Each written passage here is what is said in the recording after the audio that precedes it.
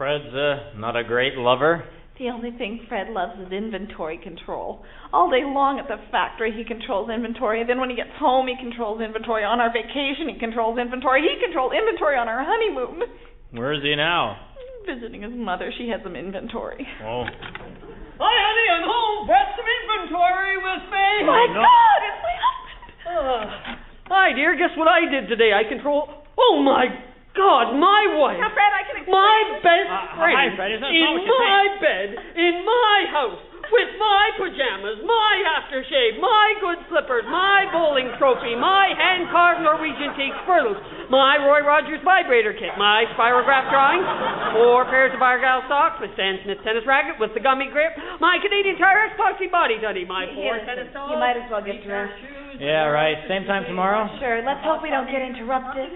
Dear Frantic Times, sorry for interrupting, but I have a complaint about your program. I'm an aphid listener to your show. I enjoy Frantic Times. The parts that were meant to be funny are indeed funny, and the parts that were not intended to be funny succeeded even better. I particularly like Paul Chattle's performance, though over the radio I have no idea which one he is, and that perhaps sounds a bit strange. My only complaint with the show is this. Although you have fearlessly made fun of numerous targets, you've never taken a shot at mud. Mud deserves a real lambasting. It's ripe for satire. I'm sure the lack of mud funnies is just an oversight. Best wishes and good luck on any future endeavors after radio falls through for you. Yours truly, Vince Honeybottom LaGuardia. Well, thanks for writing, Vince. As for mud, we have no mud sketches planned for Frantic Times in the foreseeable future. You see, we're artists. Our comedy comes from the heart. No offense, but we don't need some log-dead New York mayor come airport with a nickname like Honeybottom to tell us what to write. Thank you.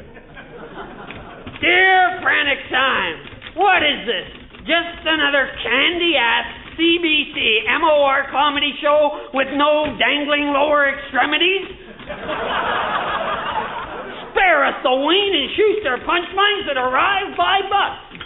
Afraid of a hot issue? Scared to take a controversial stand? Afraid of a little mud? The public is starved for a bit of mud entertainment. At least that's one man's opinion. Food for thought, you chewed up bag of weeds. Best wishes, and I hope you die. Sincerely, chubby pastry head Aurelia, alias Richard Romer. Well, thank you very much for writing, Sewer Mouth. But Frantic Times is a creative expression of our creative beings, not a source of entertainment. We will not write mud material as long as we draw breath. Richard Romer. Dear Frantic Times, I'm a big American TV producer who's looking for a comedy troupe to come to L.A. and do their own show for big bucks. They must be able to do mud jokes. Frantic Times presents a salute to mud. Yes, once again, the Frantics buck the system and bowl over the status quo by going after that sacred cow, mud. So put on your galoshes and listen to Mud Theater.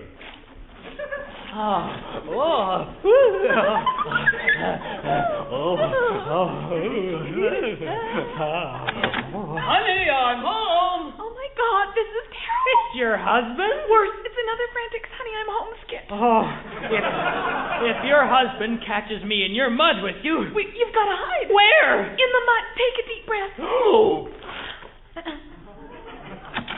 Oh, hi, honey. Fred, you're home from the mud flats early. Well, I brought some work home, a whole pailful. How come you're in the mud tub? Oh, I just wanted to be all caked up for you when you got home. And whose swamp fan machine is parked out front? The Baxters. They're redirting their driveway, so... And what's this red clay on the bed? That's Jack Henshaw's mud. And why is the mud tub bubbling beside you there? Just me, swamp gas. Oh, yeah? It's no use. I can't hold my breath any longer. Jack, is that you in my mud? Yes, Fred, he makes me feel dirty. He's a mud stud. What? An earthy, crusty man. My wife, my best friend, my mud, my soil, my earth, my turf, my sand, my dirt, my clay. The movie bro started. The movie bro. Sorry, passengers, no more movie till after we've reached cruising altitude. Good afternoon, passengers. On behalf of the captain and the crew, a special greeting to all of you world-famous mud scientists on their way to Vancouver for the Mud Conference on Mud. It's a pleasure to have you aboard and a golden opportunity for the hijacker in window seat 17C, but I'm sure we'll get to that later. Please fasten your seatbelts, extinguish all smoking materials, and stop picking your nose. How'd she know? This aircraft is safety checked regularly, and there is no danger, but in the event of a 600-mile-an-hour crash into the side of a mountain, we ask that you keep your safety belts fastened. If a Russian fighter blows our plane to smithereens, an oxygen mask will drop from the compartment above you. There are air sickness bags provided for your convenience. These are sanitary, but they are not soundproof, so try to keep it down. Mesdames et messieurs, le troisième étoile, Jean Baby. Nobody move! This is a hijacking! Please remain seated while the seatbelt light is on. Oh, sorry. There, the light went out. I am the Ultramind, the greatest evil genius in the history of evil geniuses. And now, all of you mud scientists are at my mercy, such as it is. Peanut butter, jam, and jelly. Now, if you do exactly as I say, then no one will get hurt. Do almost exactly as I say, and a few people will get hurt. Do half of what I say, and half of the people Can we will get the idea? Oh, right. But all of you brilliant mud scientists are my hostages. We'll never join your side, Ultramind. I don't want you on my side. Well, we'll never tell you any of our mud secrets. I already know all your mud secrets. We'll never build any mud weapons for you. I already have a mud weapon. Just stay seated or I'll kill you. Oh, well, I think we can manage that much. I have developed a mud ray that will turn anything electronic or mechanical into mud. Oh, very Thank you. Does it run on batteries, or do you have to plug it in? None of your beeswax, Mr. Nosy Nose. But if you have this ray, why are you kidnapping us? Because you are the only people smart enough to develop an anti-mud ray. Oh, yeah? That's right. Mind you, that isn't all that smart, really. Well, no, I don't. Now, if you will excuse me, I'm going to the cockpit. Don't worry, it's part of the plane. Take me there, Stewardess. Yes, Ultrapace. Mind, Ultramind. Ultramind has a mud ray. Do you know what this means? The world is doomed? Worse than that, we won't get our drinks served. Shut up! Don't panic! Okay. There's still someone who can save us. I'll give you a hint. His name rhymes with Fister Fahoohead.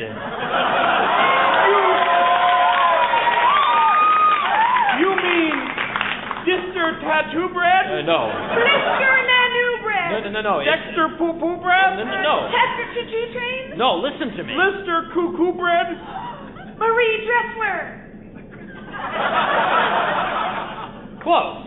It's Mr. Canoehead.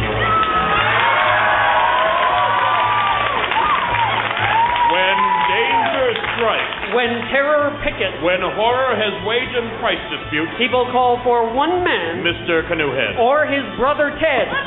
Mr. Canoehead, a mild-mannered white-collar worker until a bolt of lightning welded a canoe to his head. Now he's a silver-collar worker, This week, Mr. Canoehead is on vacation. spending a relaxing weekend clubbing seals. So this episode we present Mr. Canoehead's brother Ted. Yes, Mr. Canoehead's brother Ted. That's my theme song! We join Mr. Canoehead's brother Ted under his kitchen sink. Oh, well, I can just listen to this pipe. Yuck! A face full of mud! My garbage disposal was turned to mud. Now, how did that happen? Hello, thank you for inviting me in. What? Who are you? I'm Mr. Synopsis. Your garbage disposal was turned to mud because the evil Ultramind zapped your house with his muddle ray. Everything electronic or mechanical will be turned to mud unless he is given control of the world. The only hope for humanity is if someone defeats Ultramind, like Mr. Canoehead's brother Ted. Big hint, ahem, ahem. Yeah! Now, where is he when you need... Well, I'm Mr. Canoehead, brother Ted. That's me! More later. Bye for now. Wow!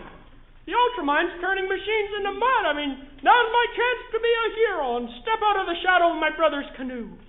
I'll defeat this Ultramind! Even if he is 1,000 times smarter than me, and armed to the teeth, and ready to kill and maim.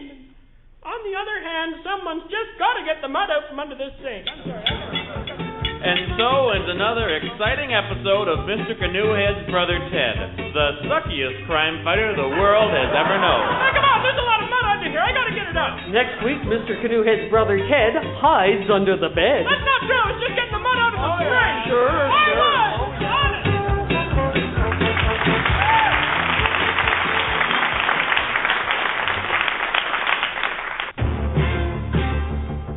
Hello, I'm Mr. Synopsis. While Mr. Canoehead's brother was working on his sync, the evil Ultramind was broadcasting a list of his demands. However, I managed to illegally tape them off the radio earlier. Here they are now.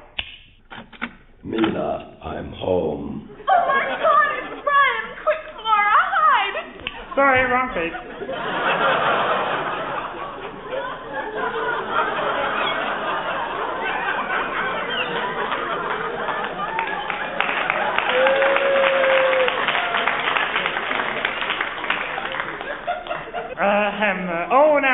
Here we go. Look, it's a cloud in the sky. Oh, sorry, that's from later in the show. Here it is. Ultramind demands. What's this little thing again here, Mr. Co-Pilot? That's the altimeter, Captain. Right. Oh, God. I love being a flying person. Pilot.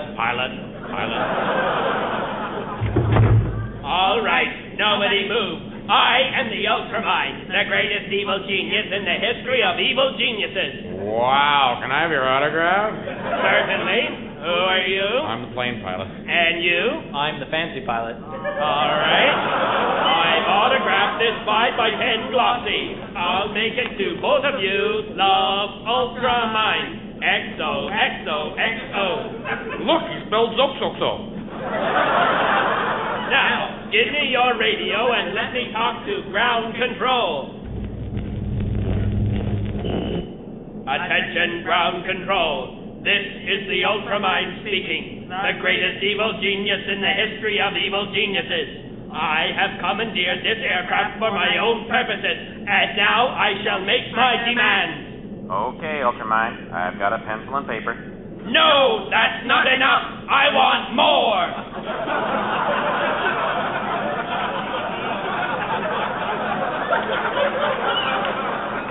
Okay, I'll use them to start a list. Go ahead. I want control of the whole world. Pretty short list. And if you don't do it, I shall unleash my muddle ray. You will be helpless and rather dirty. If you've got the muddle ray, you don't need the hostages. They are my assurance. Wow, who's your agent? Allstate. We'll have food and clothing waiting for you and your passengers when you land. Good. And baths and showers. Well. And government-subsidized housing with the guarantee of fair wages and job security. What? Who is this? And free education and ownership of oil companies. Wait a minute! You're not ground control! You're Ed Broadbent!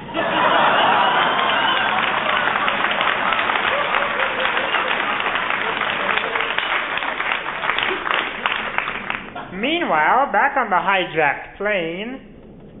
I have the world at my mercy. My muddle ray has destroyed Moscow, Washington, and Peking. Now they look like Moncton. Too late, Ultramind. Look out the window. It's a bird. It's another plane. It's a cloud. Yes, it's SuperCloud, faster than a speeding jet stream, more powerful than a steam from a locomotive, able to leap the tallest building in a single updraft. It's SuperCloud. By day, a mild-mannered autostratus, but when humidity rises, he quickly becomes cumulonimbus. SuperCloud. SuperCloud will save us from Ultramind. How can he? We've flown right past him. Oh. And so ends another exciting adventure of SuperCloud.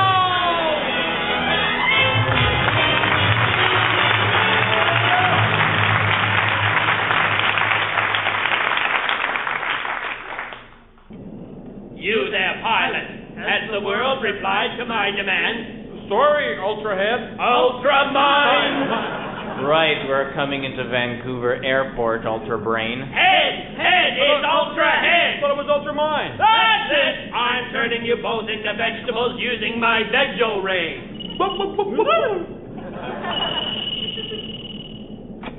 Sorry to interrupt, Captain, but... Captain, you're a vegetable! My God, the cockpit has turned into a salad bar. Shut up! You will have to land the plane. I can't. It's impossible. I'm non-union. If you do not land the plane, I will have to use my Uldo ray on you and turn you into a bad actor. All right, I'll get ground control to talk me down. This is Flight WD-40. Mayday, mayday. We read you, Flight WD-40. We're heading over to the bay right now for their great savings. No, mayday. Oh, mayday. I'm in trouble.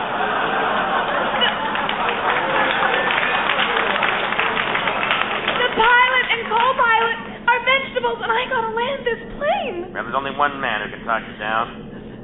Air Canada Senior Pilot, Captain Lieutenant Officer Man Skip Buzz Rusty Lucky Lucy O'Donoghue. Is that one person? This is the Ultramind. If you try anything funny, I won't laugh, because I don't get jokes. This is the captain here. Just relaxed. I'm pretty experienced at this sort of thing, and I look just like George Kennedy.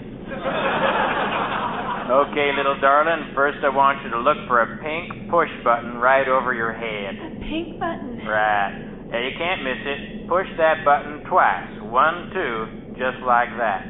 Now, by your left arm is a blue lever. Pull it back towards you till you hear 2 clicks.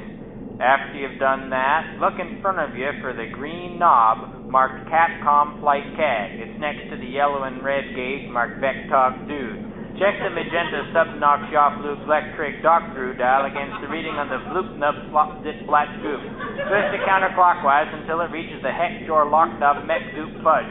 Now, do you see the 72 unmarked switches behind your head? Okay, I found the pink button. Say, little lady, you're gonna die. Hey, I see a runway. It's smaller than my thumb. How could I land on something smaller than my thumb? Little lady, it just looks smaller than your thumb because you're so high up. Actually, it's 5 times bigger than your thumb. How do I land this thing? Heck, just push some pedals and turn the steering wheel.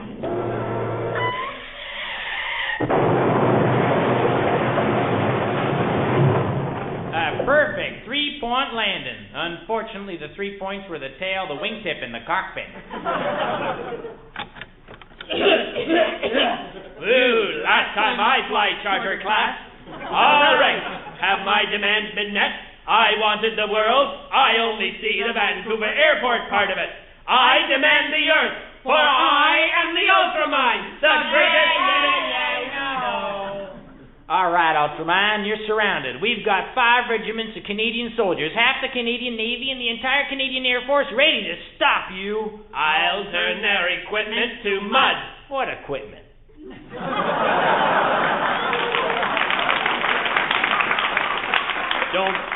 Don't they have any missiles? Or tanks? Or bombs? No, it's the Canadian Army. They have ropes and pieces of brick. And we have a secret weapon up our sleeve, and he's under your plane right there. It's me, don't tell him about me.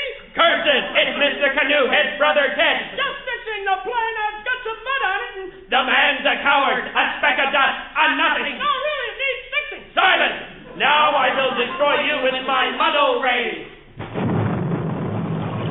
Oh no, it's raining. My muddle ray hasn't been spot-guarded. It's short-circuiting! No! Who did this? It was cloud in the sky! Yes, it's cloud in the sky. Everyone's fair weather friend. No, I did it! Me! Yes, it's Mr. Canoehead's brother Ted. Able to control the weather, but... No, I made it rain. Mr. Canoehead. When trouble erupts. When power corrupts. Wait a minute, wait.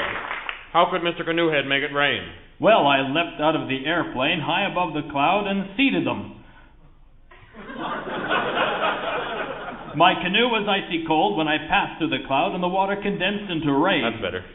Curse you, Canoehead! And so ends another exciting episode of Mr. Canoehead, or Ted, or the cloud in the sky, or who cares? Who gives a flying? See you next week.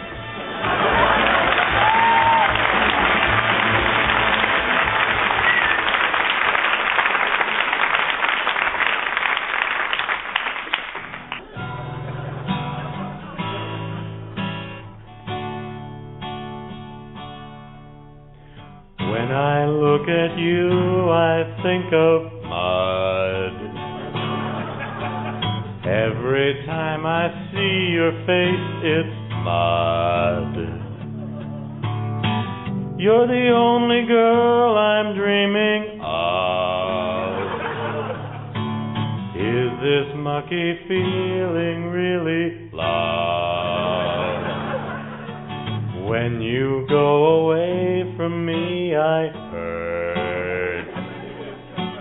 I feel just like water without dirt. Love flows through my heart just like brown blood. Oh, what would I do without your mud? You sweet thing, you're my lady.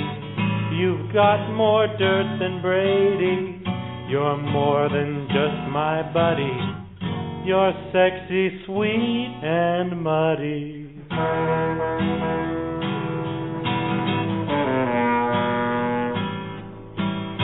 If you leave me, then my heart you'd stomp.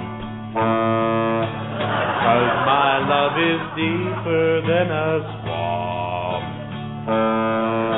The sun could never turn our love to dust. The worst is maybe it could form a crust. You make me roll and squeal just like a hog.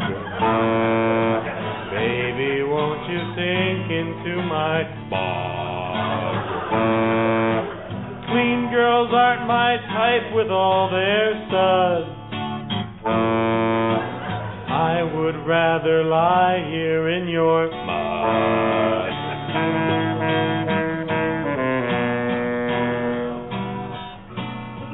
You're with me in my dreams, where reeds grow by the stream. Our love needs more than lust. We must have all your mud.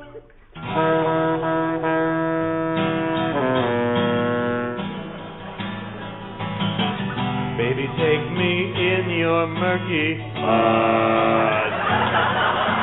Soften my head with your gooey rod.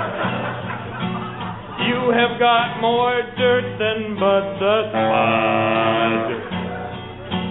I feel just like Paul Newman in Hud. Baby, let me be your loving stud. I'll give you joy, and you can give me mud.